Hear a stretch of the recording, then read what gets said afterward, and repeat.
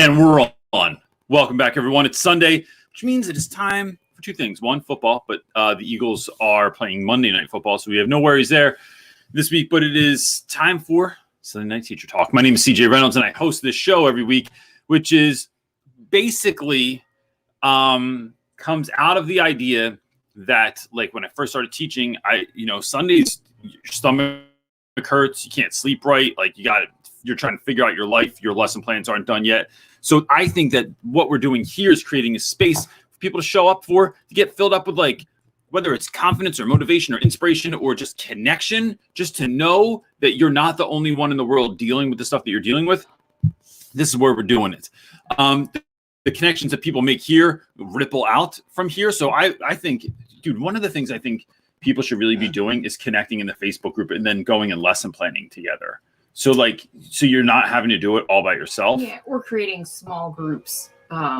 Which we know a few do. Yeah. But so look, so the idea tonight is, if you have any questions about anything, right? Like, these are, like, most people have some kind of like screen name that is not their real name. So feel free to ask whatever it is that you're thinking about, wondering about. Like, it's not going to get back to your school. You're not a bad person because you're not sure if you like all your students. But what we're trying to do is create a safe space for you to be able to do that. I will not be the only person probably speaking to your questions. There will be other people in the comments section that will speak to them as well. And if you need anything else from us, you can go right to realrapwithreynolds.com. And oh wait, that's the wrong one. You can go to realrapwithreynolds.com and you can find us there and find anything that you might need there. I think the shed door is open. it is, and it's banging. Yeah, thanks. While you're doing that, I'm going to tell everyone about this pumpkin that I found that I just thought was hilarious. And you know why? Because it looks like a butt. I found this yesterday, and I just think it is so funny. But that's because I'm weird. Oh gosh, I'm wondering how. Humor of a freshman. I do. My freshman year sense of humor is never ending. I'm kind of wondering how people's weeks have been. Mine, it's been a hell of a 2 weeks back at school. We have had, we've been moved to, everything's supposed to be online, but the internet almost never works. We've had 7 teachers quit in the first 2 weeks of school. We've had, I forget what else.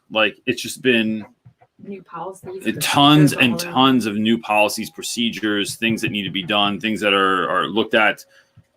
So yeah, there's all kinds of stuff going on. My goal that I'm working on, though, is protecting my peace.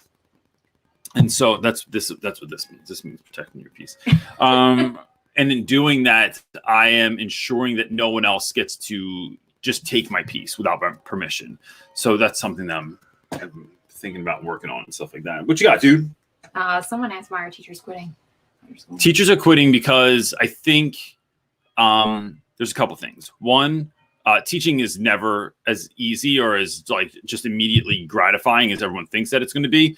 2, I think it is all the new policies and procedures in place that when the school says do these 9 things every week, then when we do those and you burn yourself out and then you can't actually show up and teach your students, and then you get to the classroom and there's no internet anyway, and that leads to behavioral issues in the classroom, because 1 day is okay and 2 days is pushing it, but after that it's you're in the middle of a film clip or part of a movie, or which is the same thing as a film clip, or in the middle of a lesson that requires internet, then it's a mess. And so then some teachers were being asked to teach, or being mandatorily teaching 6 periods, and not getting paid for it. And because folks would quit, and then the co-teachers by themselves, and they never taught English before, but now they're in charge of a whole class. And so what are you going to do for 2 weeks? Just sit there?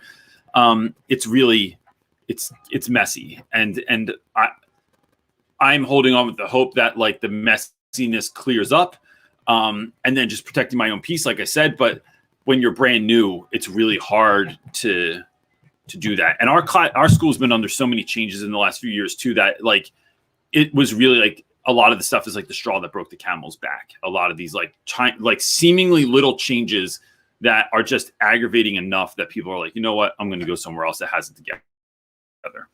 And that's fine. I think that that's a fine move. If your school is not the right fit for you, If you don't think that it's a good school, then if you have the ability to quit and go somewhere that you feel like is best serving students, by all means. All right. Our first question comes from John Fox. It says, before a meeting, my assistant principal asked about a student and said she was a quote unquote real brat, which aggravated me. But I just said, oh, I haven't seen that. How would you have responded? You just curb his words. I did. I didn't know. Censored I didn't want to say that. And we're from the street. Affected any? Yeah, not everybody here. We got a lot of folks pissed from off. Texas. But I just said, I mean, here's the thing. I think it's curious, John, when people think that we're on the team that they're on, right? So like, it's like, even like that with all kinds of stuff. Like when like I'm find myself in some space or place with any, like not always by choice, right? It's like you're with a large group and someone will make some sort of like misogynist like comment or some comment about race or some comment about kids or, you know, I don't know, like immigrants. And I'm just like, what in the world made you think that I was on the team that you're kind of speaking to right now? Like, bro. So I think that doesn't say anything about you, but I just think that it's curious to me when people will make these comments and I'm just like, why are you saying that?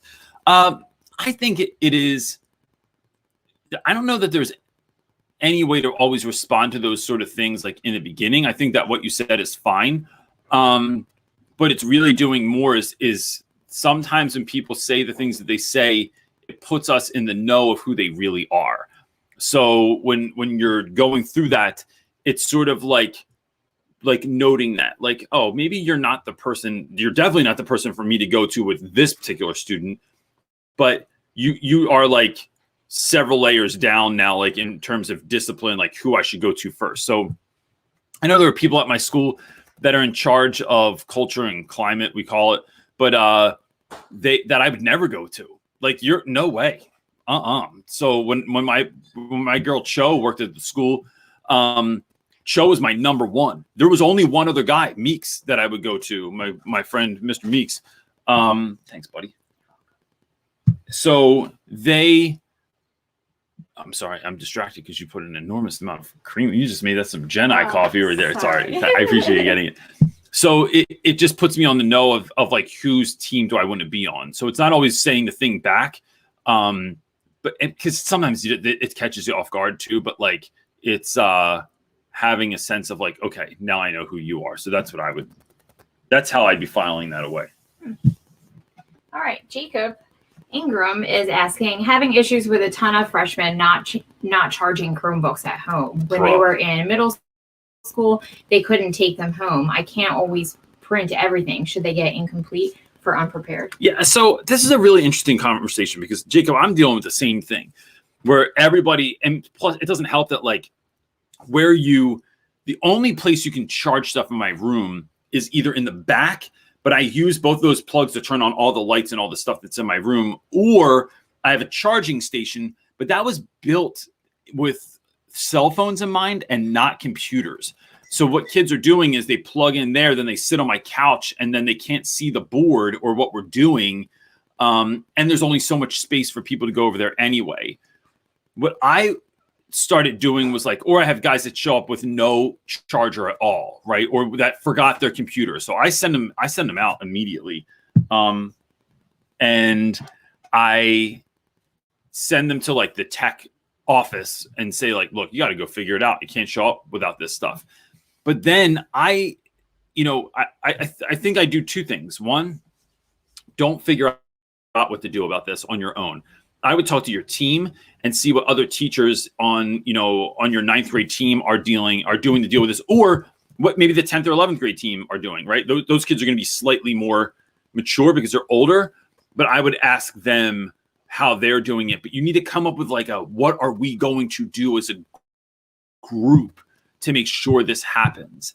And based on like how long the kids are on their computers and to what extent, like that's really going to affect their ability to like do work in other classes. So if they're on computers for 5 hours, first 5 hours of the day, like they're going to die by the end of the day. So we need to figure out a plan for that as a community at school. For me, I'll tell you what, bro, like, because we stopped, my internet is so infrequent. I changed almost everything back to printing stuff out. Like, I know we were trying to go paperless, but it's like, if you're, what we have, our problem, I mean, not to, this doesn't really, well, you don't need to know about my school's internet problems, but like, the internet sucks. And so when it sucks and kids can't log in, they can't do the thing, it's not loading, everyone's trying to stream at the same time, and it's a problem. I just got rid of it. And so I use that. If you missed class, the work is on Schoology, but I'm not using Schoology on a regular for this kind of stuff. So yeah, but I would speak to your school and come up with like, we need to have a policy in place for what to do, because printing stuff out, that also makes it hard to grade. And not everything you do on the computer, right, is like something that can be printed out. It's like doing work twice because someone didn't do their part. So that's what I would do. All right, next question. Little Space Freckles is asking, I'm finding that my students are too reliant on me. It is a lot of my kids' first time writing papers, etc. Oh, this is a 1 out of 4. 1 out of 4, get it. Next part is, Freckles and I find exclusive. myself being pulled in 10 different directions as kids from every corner of the room ask for help. I'm overwhelmed in class to the point of almost being in tears. Thank you, masks. Yeah. Oh, all right, you're packed on long. Sorry. Take it. It just jumps all the way to the end. All right, can you start speaking to that? I'm going to speak to the fact that masks are great too, because the other day, I don't know how I did it. Did I tell you this? Oh, here's the other part. I rode to school and I realized I forgot to brush my teeth. What? Yeah. Like, I don't know how. Like, it's a That's part of my hilarious, I my know. morning routine got thrown off. I didn't brush my teeth. And I was like, thank God for masks. So even when I was just hanging out with my friends, like in my room, it would be like just me and Kayla planning. I still wore my mask because I was like, I can't. I'm like it's math. Thank God. So here's the other part. She says, So how do I work on having kids call me less so I'm not running to every kid for every little thing? We already do peer reviews. I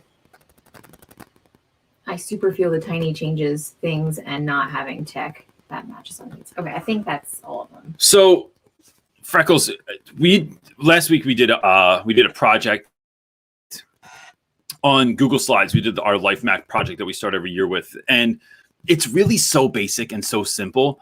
But what I'm finding is that students don't pay attention to what I'm saying. Students aren't following the directions anyway, even if they do pay attention. And everyone knows less about tech than I think they do. Like, I always feel like the kids have like this, like they grew up with the internet, they grew up with technology, they grew up with swiping. That's what they basically grew up with. They didn't grow up with like navigating websites or using online tools. And if they did, it was very specific. So what I would do is one of two things. I have a friend that when he's giving direct instruction, he makes tiny little videos, right? They're not fancy. It's not like a YouTube video or something like that. They're very, very simple videos, and he puts them on Schoology, and then the kids can watch it. And if they have a question, you know that you already talked about that. It's a great question. Go watch the second video again, and then you'll be able to find it. If you have questions after that, come and call me and I'll come over. But then so you're not saying the same thing over and over again. You're sending kids to like a video that takes no longer. That like you could even cut out you giving directions in class and having kids do that. I have another friend, Omar, that he records his whole pre-class. So anything he wants the kids to do in the beginning, the video just plays. He doesn't have to say it. Now he's doing attendance and he's doing kickboard points and he's doing all kinds of other things in the classroom instead of direct instruction. And the kids know that when the video is playing, they have to pay attention because he's not going to rewind it. So that helps as well. And then I think it is look, I know there's a lot of worry around learning loss. I know there's a lot of worry around like not moving fast enough, and people have like a certain curriculum that they have to like hit certain markers at certain times. I just think, if I went back and did this project again that we did last week that the kids really struggled with, or some of them did, it's really like, here's what I want you to do. I want you to do this step. And when you're done that step, I'll come around and check. and then you can move on to the next step then. But you cannot move on until I say so, because you're making all these decisions that are wrong, and then you're handing in this project that looks like crap because you didn't follow directions. And so I think it's when we're doing this, when we're making these tiny little videos, which is something I might even actually do next year, it is doing it, and that is allowing students to move at their own pace. It's allowing them to hear something again if they want to, and no one even knows about it, so they don't have to ask a question and feel stupid. So it's like that sort of thing, and then going like little tiny steps. So that's how we're kind of working this out. So right now, even my do nows are only 3 sentences in the beginning of class, because I'm just concerned that kids can't write 5 sentences. And I know that's where we are, and I could get all upset about it and stuff like that. Like, as a society, we're only like, how can we not write 5 sentences? But bro, I'm just meeting you where you are, and then we're going to rig it to get to where you win. Because if you think about this also, what you're saying to one kid is probably the thing you're going to say to the next kid and the next kid and the next kid and the next kid. And if, I mean, I know COVID messes this up, but like in a lot of schools, but like small groups help too, because then you have dudes helping one another to create something, and they don't have to ask you every single thing. So that would be that's my go-to. I'm wondering if anyone else has or an answer to that too. Like if there are any writing teachers in here that could help. You're looking for Little Space Freckles. She's a great profile picture. She does. Okay, Barb Transformed is asking, I teach first grade and we start tomorrow in person. How am I going to keep masks on them? It is, you could scare them to death. No, I'm just kidding. Gosh, repeat, remind, that's it. I think that's it. And just don't get mad at it. My students are doing this dumb thing where, and look, I'm going to be honest with you, it's 100% something that I would have done in high school. They're ripping the masks off one another. So when the teacher's not looking, they rip your mask off of you. But they don't even just pull it and snap it? No, they're just ripping them off one another. Like they're scalping people. So we had to have a real conversation with them about like the environmental impact of what you're doing. Like, so this is funny, but like, let's like look at how many, if everyone wears a mask a year, just one each day that's disposable, at the end of an average school year, how many masks? And then let's look at our school of 500 people or whatever, and that how many that is. It's bonkers. So like, can we be smart about this? I would.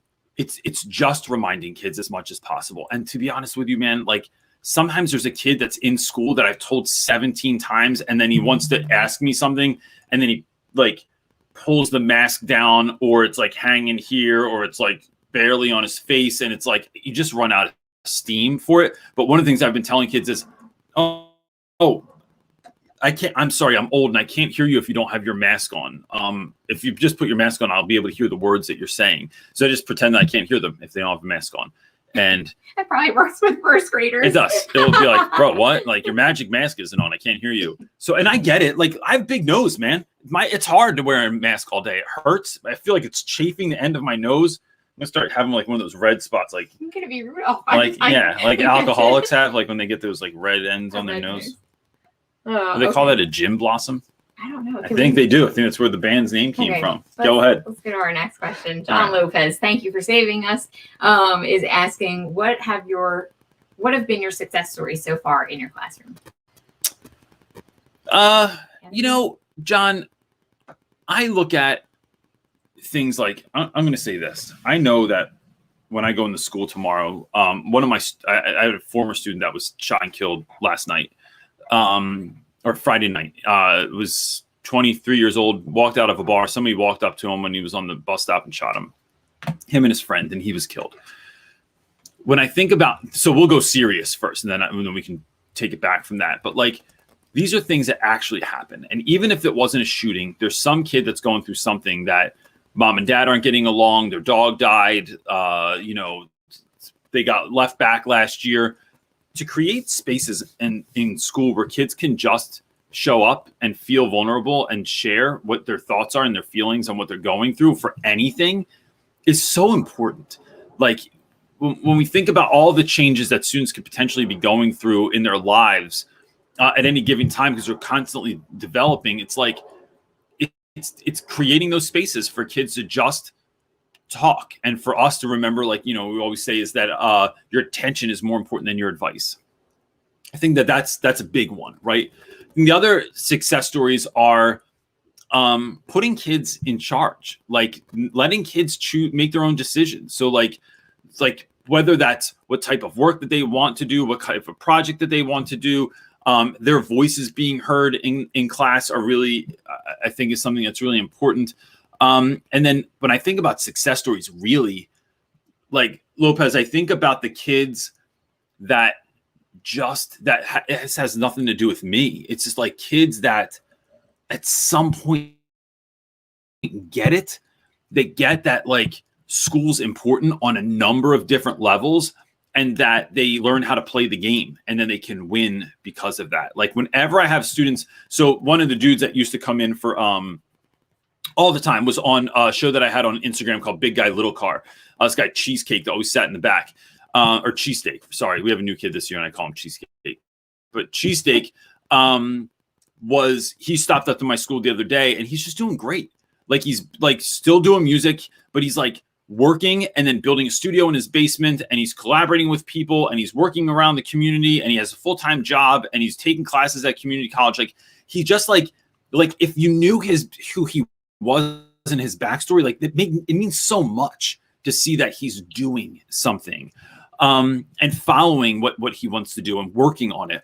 Another kid come in the other day, Khalil, that was like, and if he was on here right now, I'd say this to him, bro, you were a hot mess at freshman year, right? He was always in trouble. This is the kind of kid that Khalil was. Khalil one time gave a piece of gum to a student that was in my class, another student in my class. This kid was a big, strong dude that tattooed our area code 215 in giant letters across his hand in the 5th grade.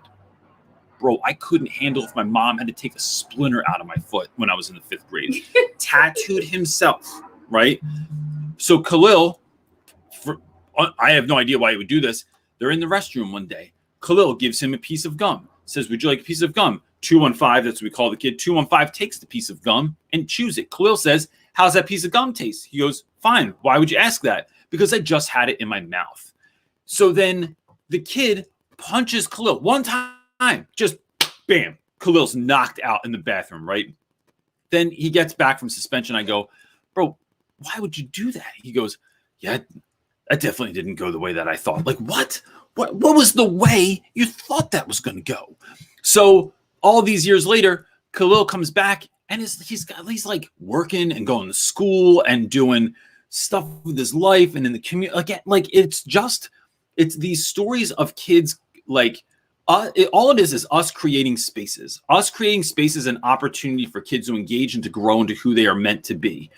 Then it's the kid's job to do that, right? There's no cajoling someone into doing something, but I think those are the success stories I love the most, are like when we as a teaching community, school community, created a space where this child could flourish, and then they took advantage of it and they did it. I love it, love it, love it. Never gets old. What you got? There's a mosquito back here. I'm gonna start clapping. Nissine is asking, do you think remote will return? Yes. Philadelphia, I mean, for some of us, Philly is like, I think it's like 3 confirmed cases in your school gets shut down for like 2 weeks or something like that. Moves to virtual. And for Philadelphia, it's like we have the overcrowding schools. And it's a different animal. So like we're not rural or suburban. So I tell people this, like when they get all weirded out by that, if you think about it, like some of my students have to take, most kids are on the bus and the train for an hour a day to get to my school, for the most part. Many kids have a longer commute than that. So when you're on a crowded bus or train for an hour and then you come to school, it's like there's so much opportunity for germ transmission while you're coming to the school that we can do everything that we can at school, but like we can't handle your commute home. And there's no one on the bus or the train to police that sort of stuff, or getting in line at the train and all the other things, waiting on the platform and all the other stuff that happens. It's not like you're dealing with like just parent pickup kind of and it's not like you're just outside. Buses. Some kids are on the subway. No, and so crazy. There's a lot of things at play, risks at play. So yeah, I think eventually we end up going back, maybe not full time, because I think we all saw how horrible that was. But I will tell you this, dude, I met a lot of kids this year that I knew last year that were like, didn't do anything. And now to just meet them this year and be like, oh, this is why you didn't do well, because you need someone to walk you through every step, because you're really shy, because you're awkward, like you name it. Oh man, if we had had 2 weeks in school last year before we went to virtual just to meet kids, do you think that would have changed better buy-in? Because I would have been calling dudes out. I wouldn't have let them just fail. I thought, because you start making up stories in your head as to why you think kids are doing what they're doing, or you hear from other teachers, which is even worse. But now and you're just like, nah, bro, I'm going to call your mom every day and make sure that this is happening. And then other kids that are just delightful, like home was just hard for them. And now that they're back, they're like literally look like rainbows and glitter are coming off of them when they walk down the hallway, because they're wonderful. Realize we need people, man, in our life. Like relationships are important, right? No product placement here. Go ahead. Next question. All right. Ms. Gonzalez is asking, you've mentioned that you give quizzes every Friday. How/when do you have time to grade all of them and give feedback in a timely manner and not spend all weekend working? I have 180 students. This is a great question. I think there's a couple of things at play here. So I do assessments every single Friday on whatever we're doing. Sometimes that's just vocabulary. Sometimes that's vocabulary and reading. Sometimes it's whatever terms we went over, whatever it is that week, right? I don't think quizzes need to be long. I think that sometimes we make very lengthy assessments so we can say that we're rigorous, but I don't think like rigor needs to be super long. So every week you only get 5 vocab words from me. We try and go really deep into those vocab words during the week so that kids really have an understanding when it comes to the quiz. The following week you get 5 more, so they're added on. Then sometimes there's like, so those just look like either matching, and that's really for my lower level guys, so that they then, if you can match it, then you have the vocab, then you know what the word is and the definition are right there. Then there's application. So that might look like choosing multiple choice. That might look like fill in the blank. That might look like something of that nature. But it's never spelling. I don't believe in spelling tests. I think they're a bad idea, especially when you're older, and especially when we don't test or help students with dyslexia. It's like, why are we testing them on spelling? So then either I grade them immediately. So like we usually do like on Fridays, they come in, they study, they have an assessment, and then we do Weird Friday right afterwards. And Weird Friday is generally a video, and then we break that down and talk about it. So I start while they're doing Weird Friday.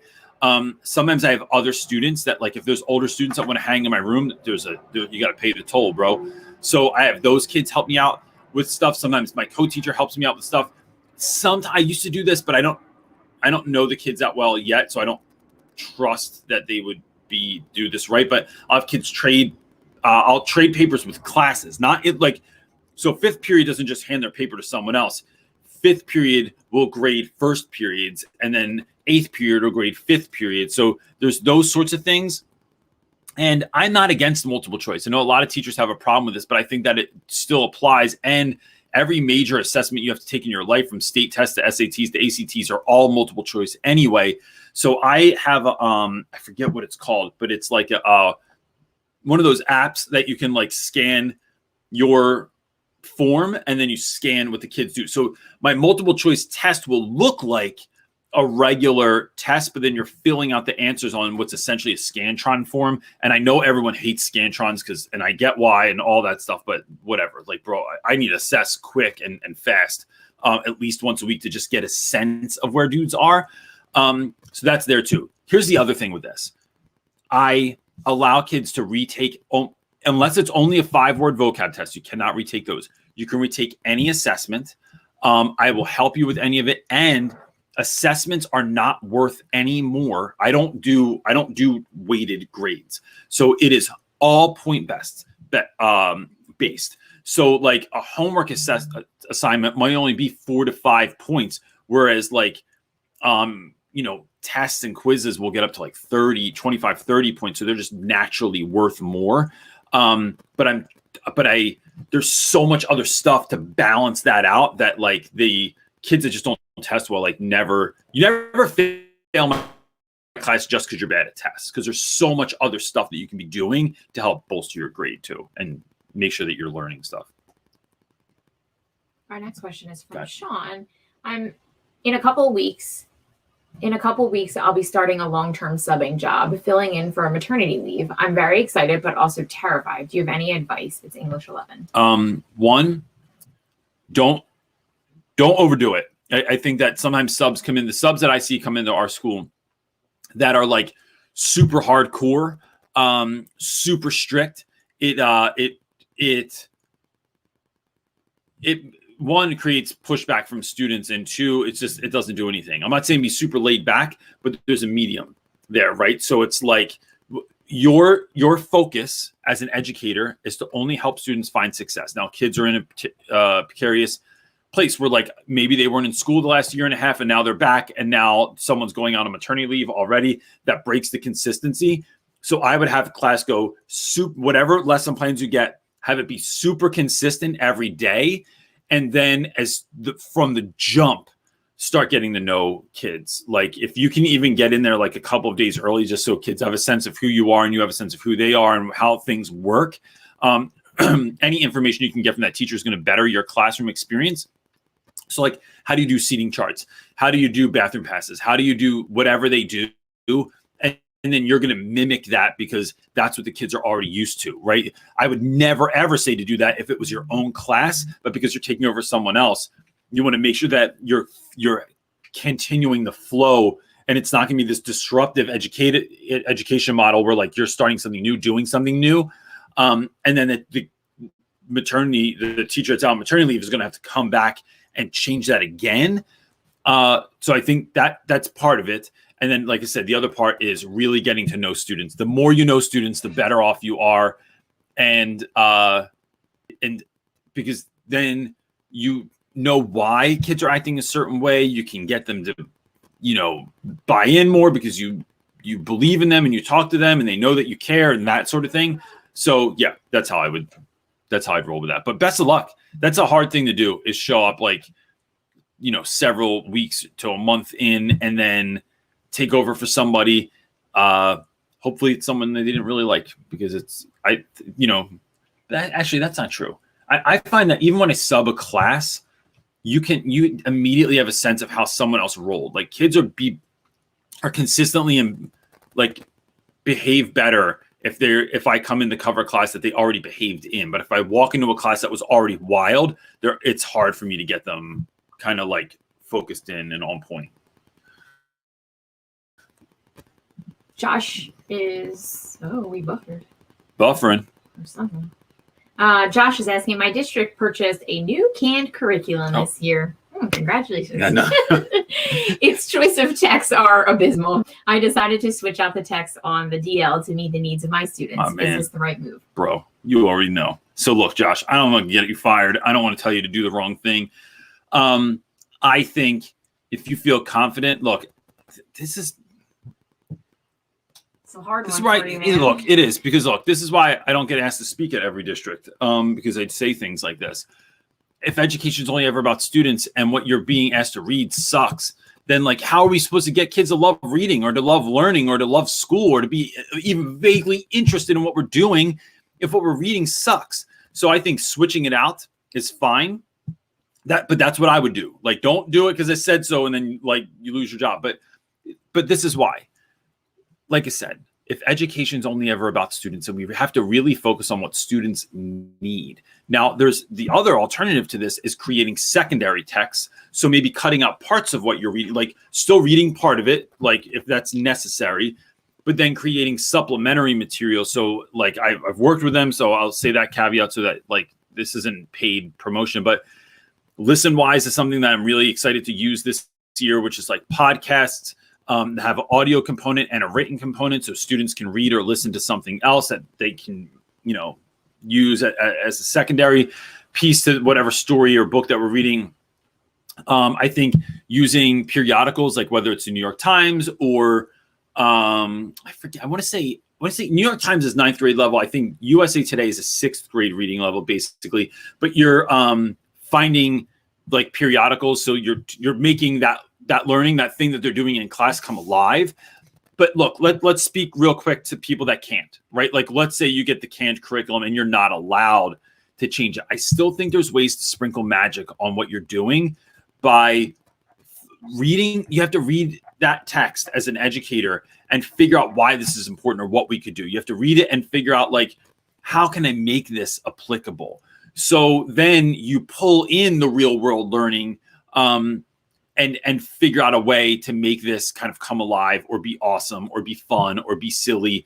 And then, yeah. And so I think that's how I would do it, is like you're looking for ways to just shift it slightly so that it's better. But yeah, there are things I'm supposed, like, even the way, like the version of the Odyssey that I'm supposed to read, I'm just not doing it that way. I just won't. It's terrible. And it's all it does is hurt students because they can't read it. Like, it's too difficult for them. There was another book they wanted me to read one year called The 12 Tribes of Hattie, which I read and wasn't my jam really, but I would say that, but that's not really, like, I don't care if something's not my jam, I'll still do it anyway. But it is like if it's in the best interest of the students. But I just felt like it was too hard and too confusing. I just didn't do it. I just cut it out and read Fahrenheit 451 instead. So, yeah. All right. Next question is from Summer Hayward. If you feel like the culture at your school doesn't fit your values, how do you grapple with the guilt at leaving the kids? I'm one of the only teachers who lets kids be who they are without judgment. Summer, this is such a difficult question because I think this is what most teachers, I think this is why a lot of teachers anyway, stay in jobs that they don't like, right? It's typically either because they don't think they're going to get another job, because they can't get another job, or because they stay for the kids. And I would say that, there have been times that oh man, how much do I want to go into this? It's about figuring out if the place that you are is what's best for you. Because if you can't be the best you, then it's, sorry, there's that mosquito. Then you can't do the work that you're meant to do, right? Like, so just comforting children and just being there for them it's so important. It's so incredibly important, but it's not the only thing, right?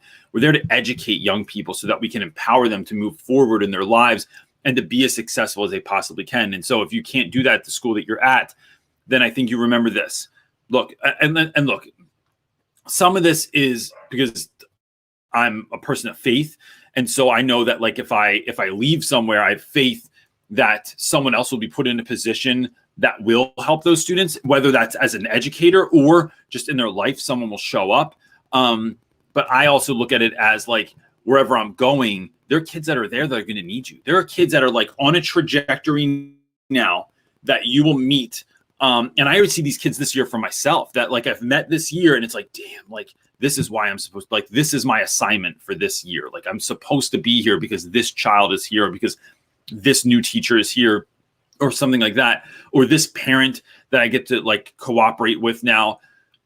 There are just those meeting points that I feel like destiny to me. And so I think that I wouldn't take on that guilt or that burden too much, because this is, maybe your time is done on this assignment and your assignment is moving and you need to go to this new place. And you'll see it immediately. There will be kids in that school that were waiting for you, that needed you to show up to help them unlock some of the things in them that are going to make them the best version of themselves. So yeah.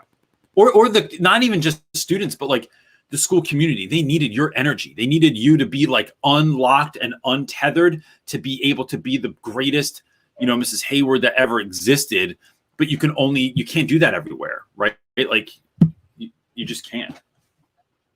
All right. Next question comes from Anne. My emotionally disturbed student has a behavior plan in school, and I want to continue it in daycare, but the director doesn't want to collaborate with the school at all. Thoughts on collaboration? So that's so dumb, and I'll tell you why. Like, it's like, I won't just say it's dumb. I'm really curious as to why that individual would not want to do this. Like, it's that furthers a conversation to me to the point of, like, I'm going to bother you about it. So our school made a decision in the beginning of the year that students were not allowed in the building until teachers weren't allowed in the building until 6:30 in the morning. And I have friends that go at 5 a.m. They show up every day. Teachers weren't allowed until 6:30. Students weren't allowed in the building until 7:45, right? And this was not okay. So we just kept pushing and pushing and pushing and pushing because there are constantly shootings around my school, right? I think I told the story the other day, drove to Dunkin' Donuts last week, 2 weeks ago, and I had to drive through two different sections where there had been a shooting, two separate shootings that day, right?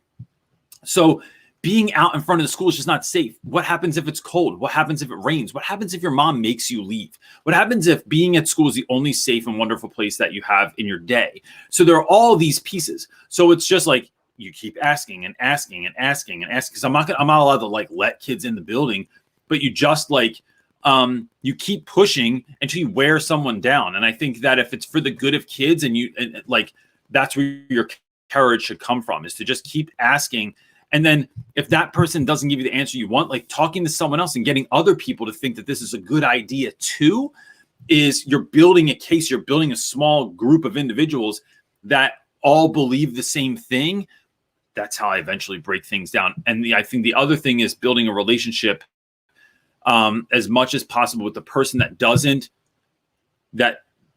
want to do things the way you know they should be done. Not just the way you want them to be done, but the way that you know is like, this is going to be a problem for kids. So what I would do is like, they said no, what are you going to do now, right?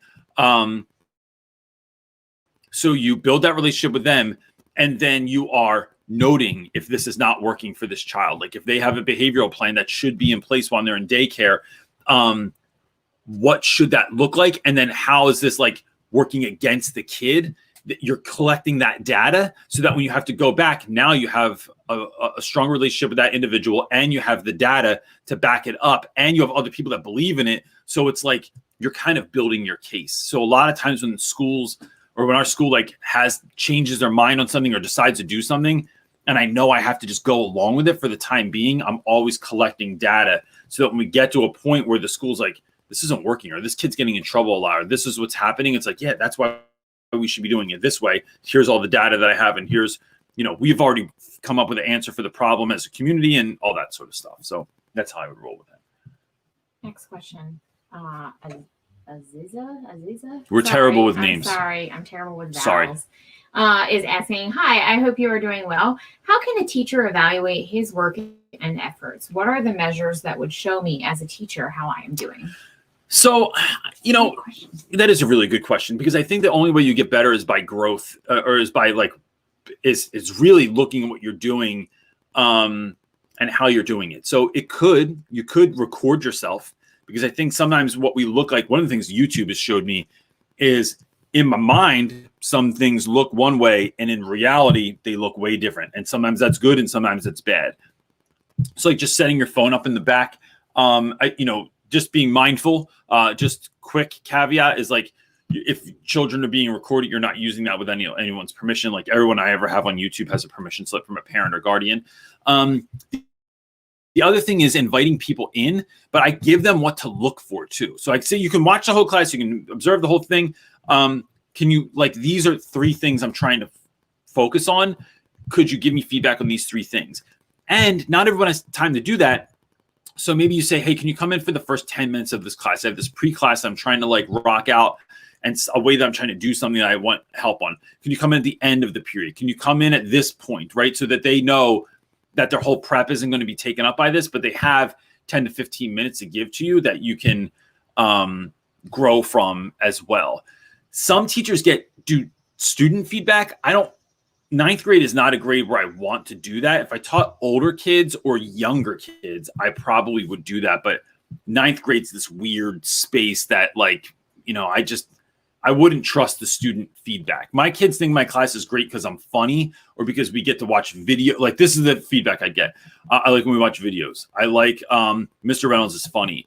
Mr. Reynolds is more laid back than everyone else. These aren't things that actually strengthen my,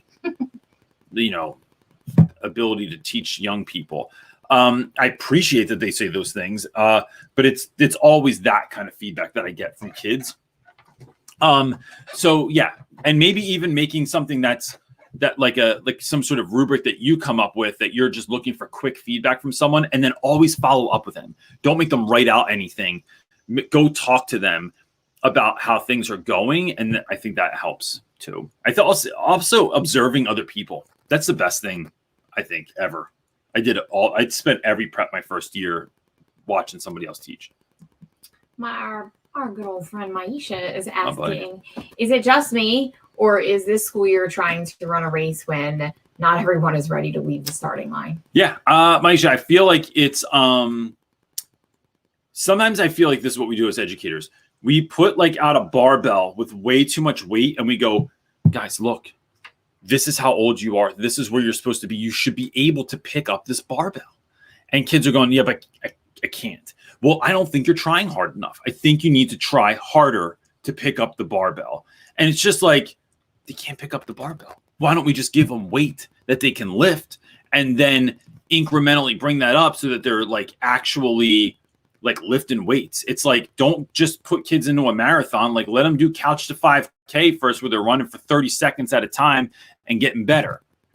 That is, I think, what we should be focusing on as educators. So with that in mind, it is, I can't stress it enough. And look, I don't want to get anyone in trouble, but it is about creating boundaries. So here's a resource I'm going to give you. And he's a Christian, but like, you can, and what he says is biblical, but if that's not your jam, like, it's 100% worth listening to anyway. There are certain people in that space, like Darius Daniels can, like Craig Groeschel can, and this guy, Dr. Henry Cloud, has, if you just look him up on YouTube, you don't even have to read the book. Like, just go listen to a podcast or something. He's really great at talking about boundaries and how we should create boundaries.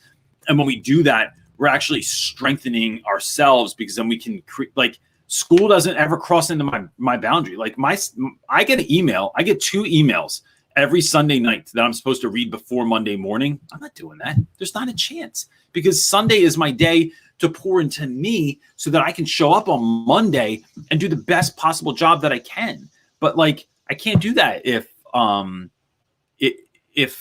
not, what am I thinking of?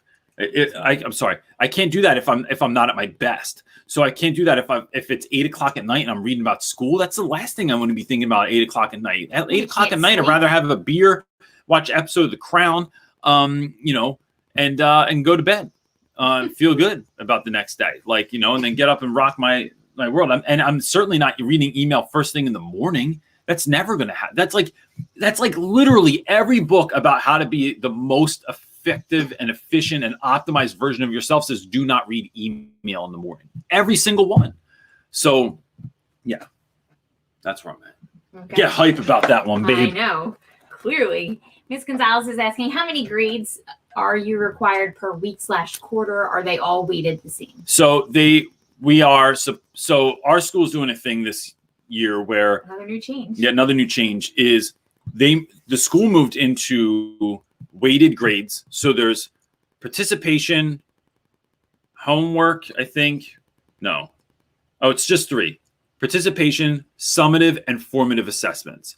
So basically, formative assessments is like everything, or summative is, right?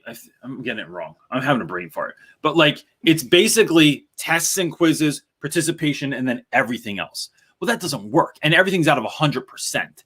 So like, your due now that used to be worth 3 points is now exactly the same as doing a project, unless that project was the end all be all, was like the giant assessment at the end of a book or something of that nature.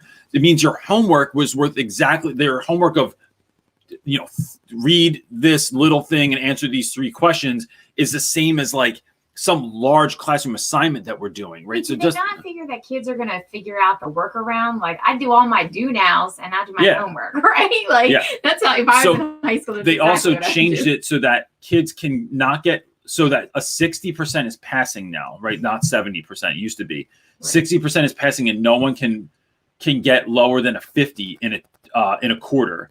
That means if a kid gets a 90, first quarter, they can literally do nothing the rest of the year. They'll get bumped to a 50, which means they'll pass with a 60 for the year. And if they think that kids aren't going to figure that out, they're 100% going to figure it out. Yeah. So, and we have some of our students only do well in the beginning of the year because of football. And then they trail off until like basketball comes up, and then everyone gets their grades back up because it's basketball. You're not allowed to play if you fail, like that kind of a thing. Yeah, so, and then we're supposed to know how many assignments we do a week. But they haven't shared that information with us yet. So, and I don't know when it's coming. So I do it myself. I want kids to know, I like Gonzalez, I'd love to even get to a point where I could have all of my assignments in like either on a board already or some kind of like already in Schoology or already in the grade book.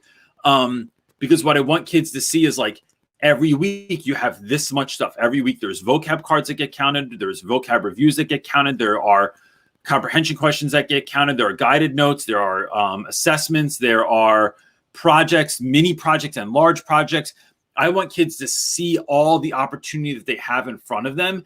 And then and we sort of do this because at the end of the week on Friday, I have kids do a weekly reflection, which if you're interested in, it's right on our website at realrapwithreynolds.com. You go to resources and there's a weekly reflection in there. I want kids to see what are all the things I missed this week. And what's my current grade in the class so that it's never lost on them. They can always see what they needed to do. And so how they can, Chris Carson's favorite word, pivot for next week and do a better job. So I'm supposed to have all the information, but I don't really. I just make it up myself. And I keep things super, super consistent. Good job, bud. Next. Janeway? Janeway? I'm terrible. I'm sorry. So let me say this real quick for anyone that's new. Both of us really struggle with any time. We struggle with vowels. If there's a name with too many vowels in it, it's really difficult. If a kid tells me their name in school, it's so important to me that I know how to be able to say someone's name that I literally have to go, bro, I swear to you, I'm not messing around. I really am struggling, but I will eventually get your name. I promise. So I apologize in advance. Is asking any general tips about getting hired as a teacher or looking for a teaching job? So I have a video on this. If you go in, it's like someone linked it for him. Okay, cool. About how to get a job. And then there's also a video I did. I think it's part 2, maybe. Of there was a 2-part series that I did with the Letter Classroom that it talks about this as well, like what we think people should do when they're considering getting hired. In short, I would say this: you want you going in for a job interview to be like, this isn't just another job interview that you're going into. You want it to kind of be special. So know about the school you're going to. Know about their history, know about if they won the football tournament last year, know about if they have a great chess team or robotics team. Have some sense of like, hey, look, I'm coming to your school and I know about you guys. I love that like this is this kind of district, or you have these initiatives in place so that your students have found success in these areas. I think that's awesome. And then look for places. So you just do this by going on their website or on their social media. Look for places that you might be able to plug in also. And when you do that, you are seeing like where, like one of the things I see if I am so honored to get a job at your school is like, I love gardening. And so I'm looking at this thing that y'all did at school, or this lesson that was like posted on social media. And I think like, man, it would be so sick to like create this urban garden. And like kids are like out there and they're getting their fingers in the dirt and they're learning about like ecology in the classroom, and they're learning about it out like in the dirt. And we're creating building, and we're also having this opportunity to like be outside and do stuff with the class and all of these sorts of things. Like you are figuring out ways where you plug in and where you can take what they're doing to the next level because you're that stoked to come in. So you're not just showing up to teach, you're showing up to make this school a better place. I think that really helps when you're getting a job. It's going to make you stand out and look like someone that cared. And then always 2 steps. 1, and this is not my idea, I forget who told me this. It is call the school and leave a message for the principal or whoever interviewed you after school is closed for the day, because then you will be the first email or the first voicemail that they hear in the morning. And then also, I think writing a handwritten card, if you really have really bad handwriting, I would type it, but I would not do an email. I would send something to the school. And you can even do that ahead. Like as soon as you're walking out to school, find a mailbox on the corner and drop that sucker in. But that kind of hand, that touch goes really far. Julie Rocky is asking, I see a lot of learned helplessness with my students and school-wide. Any encouragement or engagement strategies to use now? I love this question so much, Julie, because you definitely see this. Or students that they know. So I often get kids that and I'm sure other people have seen these kids that are they're really cute.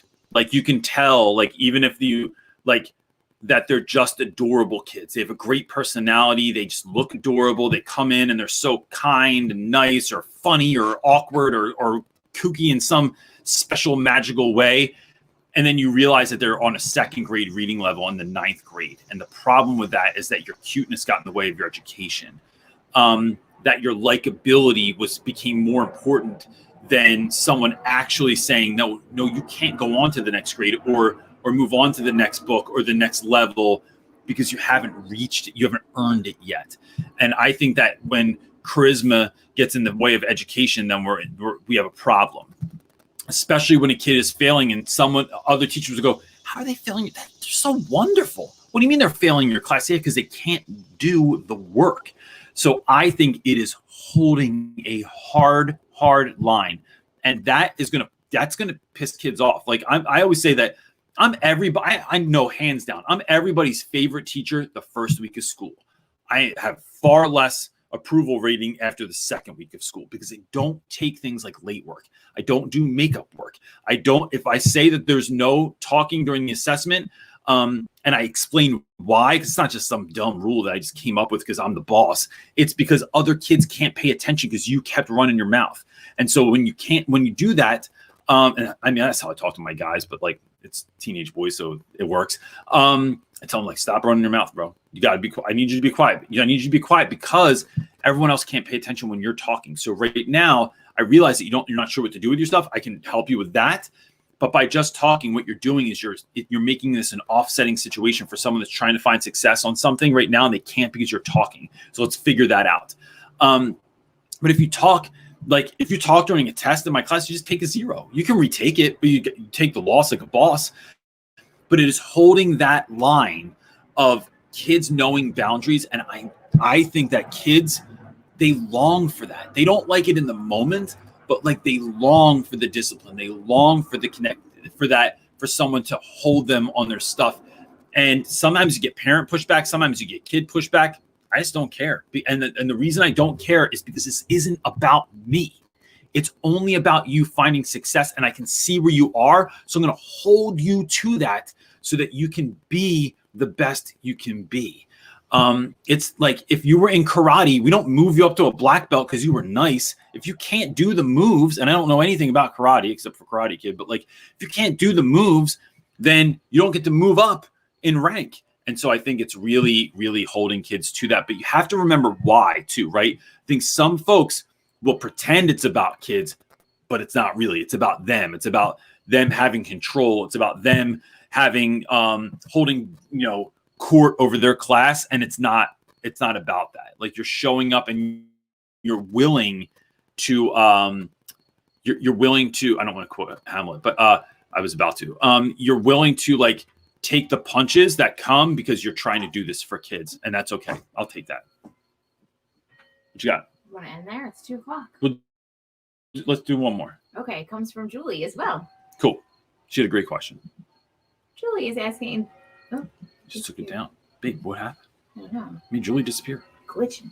There's a huge focus on teaching power or high priority standards at my school due to the learning loss over the past year and a half. How does this perspective impact our state standardized tests? So, look, if we really, man, this is getting into some stuff right now.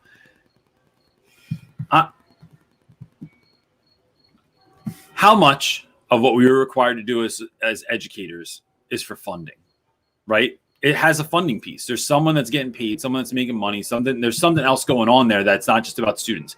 In theory, are state standardized tests there to benefit students? Yes, right? We're making sure that no child gets left behind. We're making sure that everyone's on at a certain level when they graduate, or when they pass a certain grade, or when they're going on to high school or middle school or whatever it is, right? In theory, that's where it is. If you really look at those assessments, is that what they're about? No, they're not. It's not about that at all. It is an easier way for us to hold teachers accountable when after not giving them, and that's difficult when we're not giving teachers all the resources possible to help those students grow and succeed at a level in which they would actually find success, right? So to me, it's about, like, I get all that stuff. I get like that we're trying to amp it up so like there was all this learning loss. So like, why don't we just make an insane amount of changes this year, make it incredibly difficult for everyone? And then look, my school loses 7 teachers in 2 weeks. So like, because people can't operate under that. And I think we're forgetting that teachers have been home too. Like your game's a little bit off, right? Like if you haven't coached a real baseball game in 2 years, and then you go back to coach baseball, there's a learning curve for all of this stuff. I find myself like things I can't find files. I can't find things in my room. Like there's still stuff that like I still have to unpack because we were mandatory, had to take everything out of our classrooms. I can't remember where I put everything. And so it's like, then we went from not like Google Classroom to Schoology to upgraded Schoology to upgraded Power School to not using Google Drive to using Google Drive to we're actually putting all of our stuff right here to using Dropbox. There are all these different things that it's like, bro, I need a moment to like wrap my head around this. So I think that it's always, always, always about going in, meeting your kids where they are, and then scaling them up to where they can be. And look, if everyone doesn't pass the test, that's got to be school wide. But what I also would say is that these decisions are not things that we should be making on our own. This is not stuff that I just do or don't do in school. All right, that's wrong. That's a lie. Sometimes I do, and I'm the only one. But largely, like, I'm not trying to be like the rogue, like, cowboy out here on the landscape. What I'm doing is I am communicating with other teachers, trying to come up with a plan of attack that's going to help benefit students. But I'm very mindful about that circle that I am a part of too. So the people that I talk to all the time in school it's very calculated, right? It's because they're good people, because they love kids, because they have student interest in mind, because they have great ideas, because they can figure out, we can get like, can we reverse engineer what we need to know? And then we're going to come up with this plan of attack. And that's actually going to get us pretty close to where the school wants us to be. Maybe not all the way, but like in a realistic way, we can get kids to hear this year. That's the kind of people that I want to be. Those are the kind of people I want to plan with. Those are the people that get me excited to go to school, that aren't just complaining. Like, we do plenty of complaining, but at the end of that complaint session, do we have a plan going forward of what we're going to do? Because if we don't, I don't want to have the conversation about it, right? It's not interesting. It's not important to me. So that's what I'm thinking about. Is like, when you're going into school this week, getting real clear on who you want to partner with. And if you don't have partners, it's starting to look for people. And if you still can't find any partners, it's finding them online. And I think something like our Facebook group, which is just Real Rap with Reynolds Teacher Talk, is a really great place to connect with folks. Find your as Seth Godin would say, find your tribe there, and then move forward with those people where you're creating something that's good for children. And I just think that's really hard for people to say no or to push back when what you're doing is for kids. And if they do push back, screw it. You're doing it for kids anyway. Like, that's what you're trying to do. So that's it for this week. It's Sunday. Speaking of boundaries, I'm trying to have boundaries and not go too long. It's so easy to go so long on all of these and sit here for 2 hours. I mean, damn, you literally could sit here like and just for the rest of the day. Yeah. But we're trying to like have boundaries and go decorate the porch for fall right now. That's what I'm going to do. So that's it, gang. We will see you next week. If you need anything else you can't see because my wife won't take down the question that's up there, you can go right to realrapwithreynolds.com and find anything that you need. You can also follow us on social media. And look, if this brings you any particular sort of value, please consider, I know like people like keeping things they find to themselves, keeping resources to themselves. But if you do know someone that's really struggling, someone that could use some help, someone that you're even trying to build community with and get some ideas with, bring them along with you next week. Tell them about what we're doing here, because what we're really trying to do is just help educators. This is all about kids, really. But how we affect the lives of children is by helping to create teachers and spaces for teachers that will help them be the teachers that they were called to be. So that's it, gang. We will see you next week. Peace.